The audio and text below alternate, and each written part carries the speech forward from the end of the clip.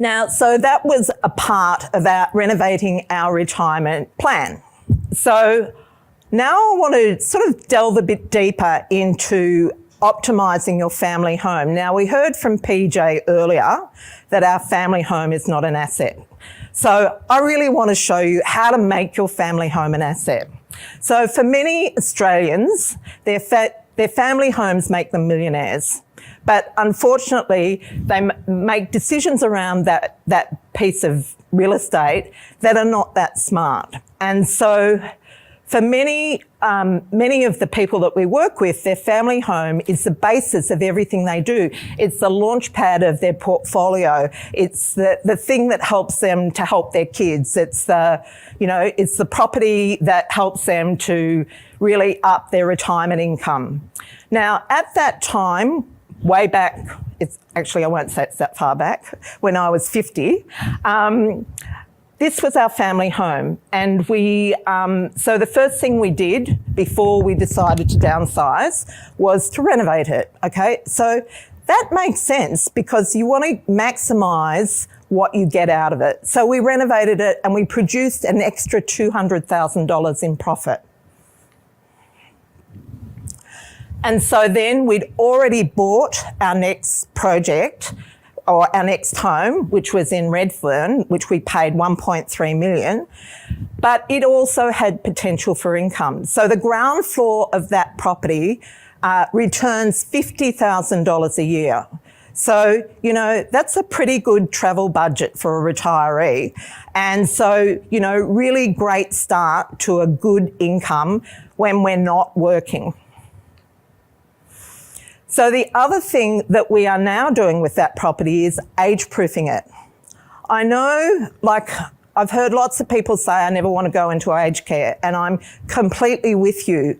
But if you don't want to go into aged care, you really need to make sure that your home will sustain you through those years when you're not quite as agile or as you used to be when you're younger. And I'm sorry, but it happens to all of us. And so you want to really be thinking forward. So one of the things that we're doing is we're installing a lift in the home so that we've got 4 flights of stairs. So we're able to, live out our lives as long as we can in our home. Now, talking about renovating retirement, I've given you a little worksheet. This is how we go about it. We make a list of our goals, okay? And to do that, we do a thing called design your ideal day. So really think about when you are no longer working as much as you did before or you do now, what's your ideal day look like? In the morning, do you get up, do you go have coffee? You might play golf. How does that day play out? And that helps to inform your needs when you're at that time when you're not working so much. So you want to set a budget to fund your ideal life. I think the government thinks that we should live a luxurious life on about $60,000 a year.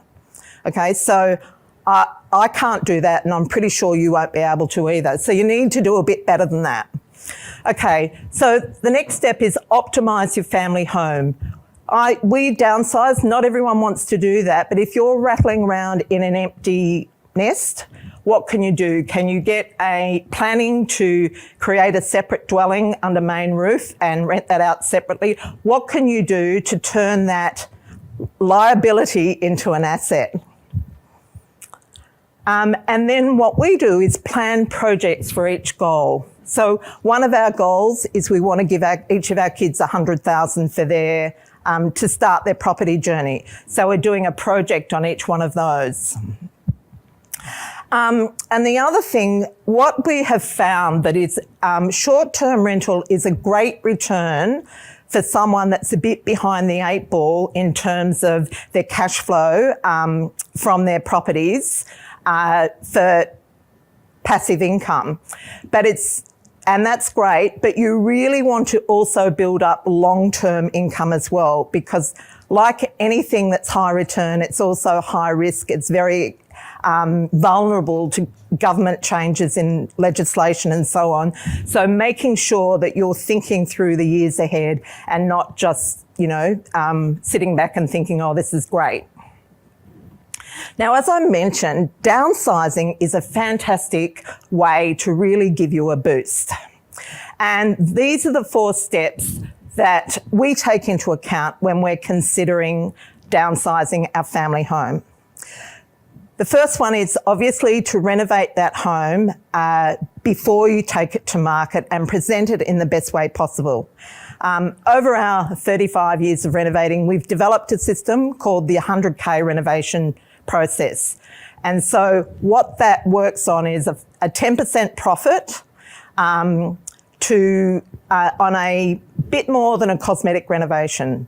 So if you've got a $500,000 property, you look at an extra $50,000. If you've got a $2 million property, you're looking at an extra $200,000. However, if it's your, thanks Dale. If it's your own home, you make a lot more because you haven't got the buying costs, the holding costs and so on, because it's your family home and you've already bought it. So you will probably double that.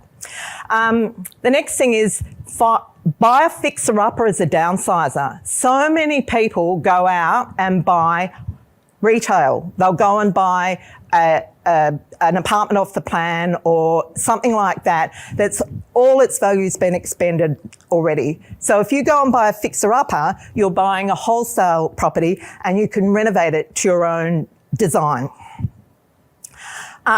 If possible, add a studio to that property, like we have and many of our community have, so that you've got an extra income coming in. Important to make sure it has its own access, that it doesn't infringe on your life, so it's completely like the house next door. And lastly, take advantage of the downsizer superannuation benefits and contribute as much as you can into your super. So this is one of our community, our Wonder Women. So they had a house, a big house on McMaster's Beach. So the husband is in his early 70s. They were complaining that they didn't have enough to live on or, in retirement. And so they implemented this process. They presented their house in the best way possible, sold it for a fantastic return. It was just over $3 million. And then they set about buying another home for themselves. So they bought in an area that hasn't been doing so well. So hopefully it will pick up again. It's in North Narrabeen. So they bought a house. So well undervalued for $1.8 million. And it also has a cottage or studio in the garden, so they have an income from that. And then they are able to contribute the maximum into their super as well. So they're absolutely thrilled because they've got money to renovate the home, they've got the time to renovate it, and they're living their dream. So that's an example of, profitable downsizing. So stacking strategies means taking one strategy and putting another one on top of it. So many of us are into the historic Airbnb property, and we've got quite a few women. Got one that's got a bakehouse. This particular lady, so she set about knocking her goals over in one deal. So she has several other renovations on the go, but this is her retirement renovation. She bought this church in the Hunter Valley for $580,000. And so she's been able to work with the town planner to fit 3 little cottages along the river and then renovate the church, and the whole lot will be on short-term rental.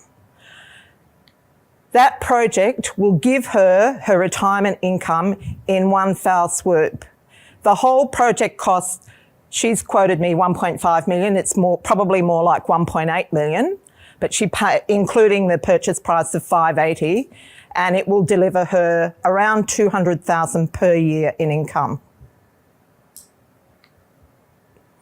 So As I mentioned, we love to solve problems with renovating, and I wrote a little guide about how, all the different problems that you can solve with renovating.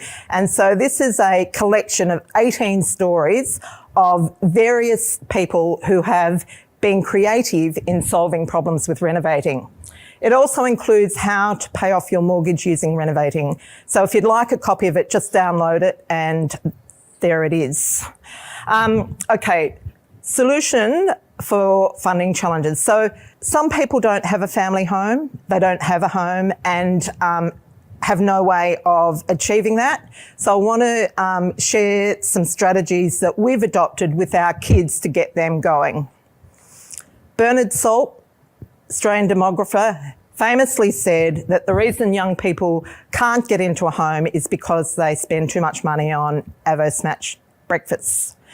And we think we're sort of closer to the other end, but we like Avo Smash as well. So we figured out a way that we could work together and have a win-win. And so now that we're getting to the other side of our life, we're also looking at the reverse Avo Smash. So basically what we said to our kids is, when you've got a decent job, we'll do a project together. You get the loan, we put in the cash, we do the project, and we share the profit. You get the first 100,000, because as you know, when you've got 4, they've all got to get the same. And then we'll take anything that's left over. So the first one we did with our daughter, Hannah, she got a loan for 700,000. We put in 360,000 from our line of credit. We bought a 2-bedroom, 2-bathroom unit in Redfern. We renovated it and we sold it for $1.28 million. That made $155,000 profit. So Hannah took the 100, we took the 55. And so then we moved on to the next one, which was David. It says here a flip, but we actually bought it as a PPOR. So we put in 300, he put in 800,000. And because he's an architect, he did a lot more work, which was great. But during that project, we had the 2019 Royal Commission into banking, and the bottom absolutely dropped out of property in Sydney, like overnight. At the time, we had 3 projects on the go, and of which this was one of them. Had we insisted on selling them, we probably would have lost 300,000 or 400,000. But one thing when you are renovating for profit, you must be willing to hold the property if the market changes. Because if your numbers are sound, then the market will come back. Like, we've been doing this. The first time we had this happen, we made the wrong decision and we sold. We didn't actually lose money, but we worked for a year for nothing. And so since then, our mantra has always been, if the market changes, we hold. And so we did that with this one in Bondi and another one that we had at the time. And thankfully, the market came back and we made 100,000. And so he was on his way. So the benefits of the Avo Smash strategy are not just about the money. The money is great, but what it does is it generates interest in property in your kids. It really changes the way the family operates. It fosters the entrepreneurial spirit. So, if your kids, particularly ours, were sort of a bit of a wage earner mentality, and we wanted them to think about problems in a different way. Ooh, okay. Working together enriches your relationship and it gives the whole family a focus. So there are lots of benefits.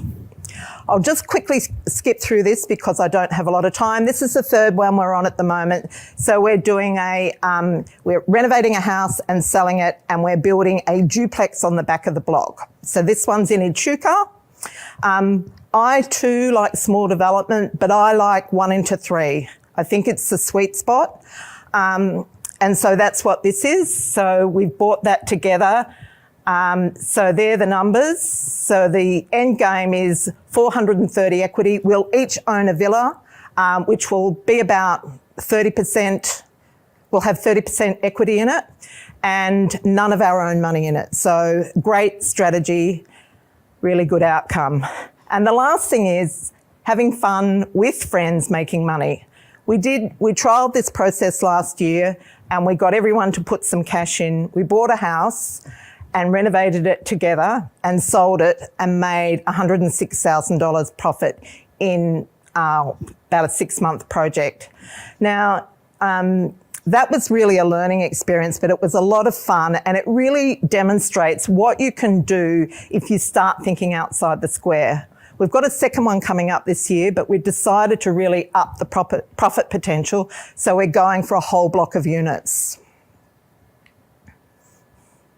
And lastly, so just recently, I mentioned we have 3 businesses and I live and breathe renovating.